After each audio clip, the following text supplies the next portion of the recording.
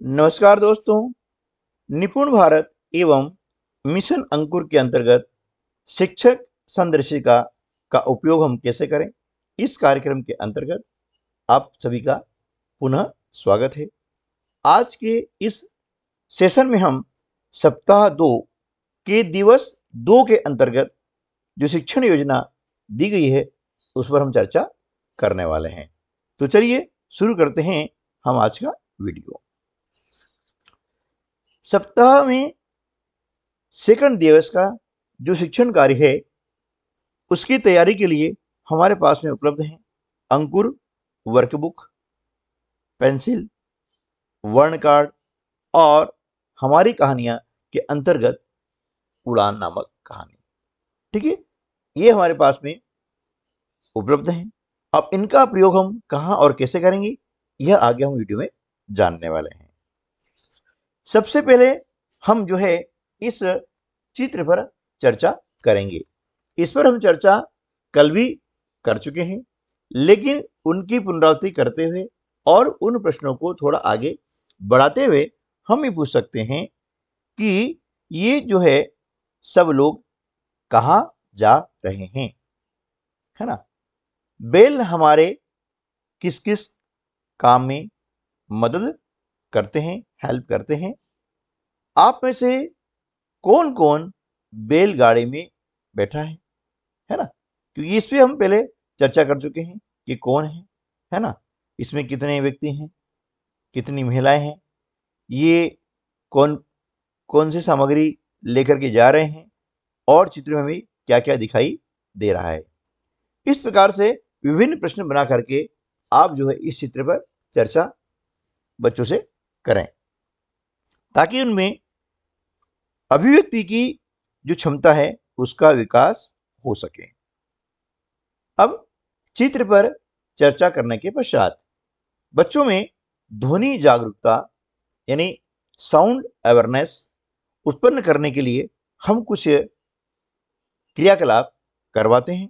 उनमें से पहला जो क्रियाकलाप है कि आपको 2 बार जल्दी जल्दी बोल करके बच्चों को सुनाना है। क्या सुनाना है?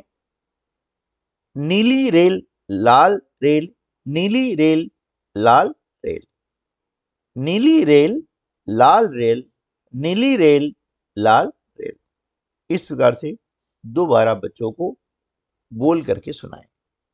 ठीक है ना। अब बच्चों ने जब सुन लिया है तो उसके बाद हम बच्चों के साथ साथ हम बोलेंगे। पहले हमने खुद ने बोल लिया, है ना। आई डू के अंतर्गत हमने क्या किया? खुद ने किया। अब बच्चों के साथ बोलेंगे नीली रेल लाल रेल, नीली रेल लाल रेल, ऐसा हम बोलेंगे। बच्चों के साथ बोलने के बाद अब क्या करेंगे? अगला जो चरण हमारा होता है वह है यू डू, है ना। आई डू हो गया, we do, after then you do, मतलब अब बच्चे करेंगे। अब बच्चों से हम बारी बारी से खुद से बोलने के लिए कहेंगे कि भैया अभी हमने जो बोला था नीली रेल लाल रेल, नीली रेल लाल रेल, अब आप खुद बोले। अब यहाँ पर कोई बच्चे गलती कर सकते हैं, कोई बात नहीं है। अब उनकी गलती करने के कारण बच्चों में हंसी भी फूट सकती है, अन्य बच्चे हंस सकते हैं, कोई बात नहीं है ना। तो आराम से हंसी मजाक का जो एक वातावरण होता है और बच्चों के लिए ये आनंददायी वातावरण निर्मित हो जाता है, जो कि हमारा शिक्षण का उद्देश्य भी है ना। चलिए अब यह क्रियाकलाप कर लें। इसके बाद अगला जो क्रियाकलाप क्या है वह है ह वर्ण की ध्वनि को समझना और बोलना। जी हाँ, ह वर्ण की ध्वनि को समझना और बोलना। इसके लिए हम करवा रहे एक्टिविटी। हालांकि एक्टिविटी हम कल भी करवा चुके हैं, लेकिन पुनः इसको करवाना है ताकि ह ध्वनि को बच्चे समझ सकें, है ना। सबसे पहले बच्चों को हम निर्देश दे दें कि जिस शब्द की पहली आवाज ह से शुरू होती है ना, उसमें हाथ ऊपर करना है। किसमें? जिस शब्द की पहली आवाज ह से शुरू होगी उसमें हाथ ऊपर करना है और अन्य आवाज यदि आती है तो हाथ सामने करना है। ठीक है ना। ये हम बच्चों को पहले बता देते हैं।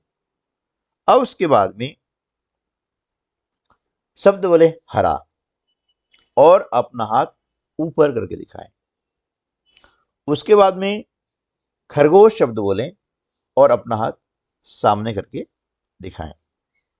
ठीक है, इसके बाद में हरा, कबूतर, हमारा, है ना, नहर, हरी, कलश, हटना आदि शब्द बारी बारी से बोलें और शब्द की पहली आवाज पहचान करके बच्चों के साथ हाथ ऊपर या सामने करें।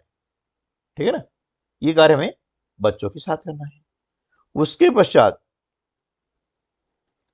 हरा, कबूतर, हमारा, नहर, हरी, कलश, हटना आदि शब्द बोलें और बच्चों को शब्द की पहली आवाज पहचान करके हाथ ऊपर या सामने करने के लिए कहें।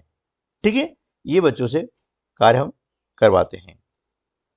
इसके बाद कक्षा 2 की जो अंकुर वर्कबुक है उसकी वर्कशीट क्रमांक 6 में ह ध्वनि वाला चित्र पहचानने के लिए कहें और जो वर्ण ह ध्वनि से स्टार्ट होता है ना, उस पर घेरा बनाने के लिए कहें। आप देख रहे हैं यहाँ पर हल, तो ह के ऊपर हमने घेरा लगवाया है। बाद में क्या है, आलू, इसका जो पहला वर्ण है उसकी ध्वनि ह नहीं है, इस पर घेरा नहीं लगाएंगे। उसके बाद आता है हथौड़ा, है ना, यह हथौड़ी, तो ह ध्वनि आ रही है इसलिए ये जो हथौड़ी है इस पर घेरा लगा देंगे। ठीक है ना, इस प्रकार से। उसके बाद में हवन, हवन शब्द के जो पहला वर्ण है उसकी ध्वनि आ रही है ह, तो इस पर भी घेरा लगाना है। ठीक है ना, ये कार्य हम कल भी कर चुके हैं। ठीक है, तो इसी प्रकार से इसे संपन्न करवाना है। अब उसके बाद में बारी आती है ह वर्ण की पहचान। ठीक है ना, अब पहचान करने के लिए क्या करेंगे, बच्चों को जो ह वर्ण कार्ड है वो दिखाएंगे और पढ़कर बताएंगे कि यह ह है, इस प्रकार से। ठीक है ना, अब बच्चों को ह वर्ण कार्ड दिखाया और बच्चों साथ हम बोलेंगे ह उनको दिखाते हुए, ताकि बच्चे उनको देख करके समझ सकें कि ह वर्ण की जो आकृति है, इमेज है, वह कैसी है। ठीक है ना, उसके बाद ह वर्ण कार्ड दिखाया और वर्ण पढ़कर बताने के लिए बच्चों को कहेंगे, है ना। हम क्या करेंगे, ह वर्ण कार्ड दिखाएंगे और बच्चों को बोलेंगे कि बताओ इसका नाम क्या है, यानी ये कौन सा वर्ण है, ह। इस प्रकार से बच्चे बोलेंगे ह, है ना। ये पहचान स्थापित करने के बाद अब क्या करेंगे कि कुछ वर्ण देंगे और उन वर्णों में से, है ना, जैसे हम कल दिए हैं उसके अलावा वर्ण आप दे सकते हैं और बोलेंगे कि इसमें ह वर्ण कौन सा है, ढूंढो। तो ये जो है ह वर्ण है, उस पर बच्चा घेरा लगाएगा। ठीक है ना, इसके अलावा भी आप एक्टिविटी करवा सकते हैं, जैसे ही हमने वृत्त बनाए हैं और इस वृत्त के अंतर भी आप जो है वर्ण लिख सकते हैं। ठीक है, या फिर हम क्या करेंगे कि 2 कॉलम भी बना सकते हैं, इसके अंतर्गत वर्ण दिया, जैसे ये हमने दिया है, ये दिया है, ऐसे ये लिख करके हम क्या करेंगे कि बता सकते हैं कि जो समान वर्ण है ना, उनको आपको क्या करना है कि मिलाना है, ये। ठीक है, जो एक जैसा आपको दिखे उसे क्या करना है, आपको मिलाना है। तो ये एक्टिविटी करवा सकते हैं, जैसे इससे इसके समान ये है और इसके समान ये है। ठीक है, बाकी वर्णों में कोई समानता नहीं है, तो यह एक्टिविटी हम करवा सकते हैं, है ना। तो कई प्रकार से इसको हम अलग अलग क्रियाकलाप के द्वारा वर्ण ह की पहचान करवा दें। अब पहचान होने के बाद में बारी आती है लेखन की, और लेखन के लिए हम क्या करेंगे कि वर्ण स्ट्रोक बनाएंगे बोर्ड पर इस प्रकार का, और उस पर उंगली फेरने की क्रिया करेंगे। उसके पश्चात बच्चों को बोलेंगे कि भैया वे अपनी वर्कबुक में जो ह स्ट्रोक है उस पर उंगली फेरें, है ना। इस प्रकार से यह क्रम दिया गया है कि यहाँ से ऐसे और फिर ऐसे उंगली आपको घुमानी है। उसके बाद पेंसिल से इसको हम बनाएंगे, है ना। बच्चों बोलेंगे कि भैया आप इस पे जो है पेंसिल फेरे और पेंसिल फेर करके इस वर्ण को इस प्रकार से बनाए, ऐसा कर सकते हैं, है ना। ठीक है, इस प्रकार से, या फिर ऐसा क्या कर सकते हैं, ऐसा करेंगे, है ना। तो बच्चे जिस प्रकार भी करें चलेगा, हमारा उद्देश्य क्या है, ह वर्ण बनाना। तो इस प्रकार से बच्चे ह वर्ण बनाना सीखने का प्रयास करते हैं। अब इसके बाद चित्र पहचान करके शब्द की पहली आवाज वाला वर्ण लिखें, है ना। अब क्या करना है, बच्चों ने इस पे स्ट्रोक पे हाथ घुमाया है, वर्ण पहचान कर भी लिया है, चित्र में पहली जो ध्वनि पहचान ली है कि किस चित्र में हमारे शब्द की पहली ध्वनि ह आ रही है। अब क्या करेंगे, इन चित्रों को देखेंगे, पूछेंगे क्या है, हल, तो ह पहली जो आवाज है उसको लिखेंगे ह।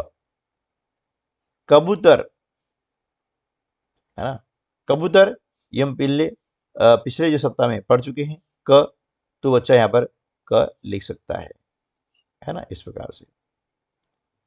हथौड़ी, ह, यहाँ लिखिएगा ह, ठीक है। रस्सी, र, ये हम पिछले सप्ताह में र सीख चुके हैं, इसलिए बच्चा र लिखेगा।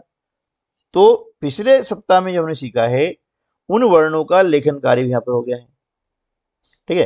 तो बच्चों की वो पुनरावृत्ति भी यहाँ पर हो गई है, और इन्हीं वर्णों को आगे बढ़ाते हुए हम फिर जो है मात्राएं वगैरह भी यूज करेंगे।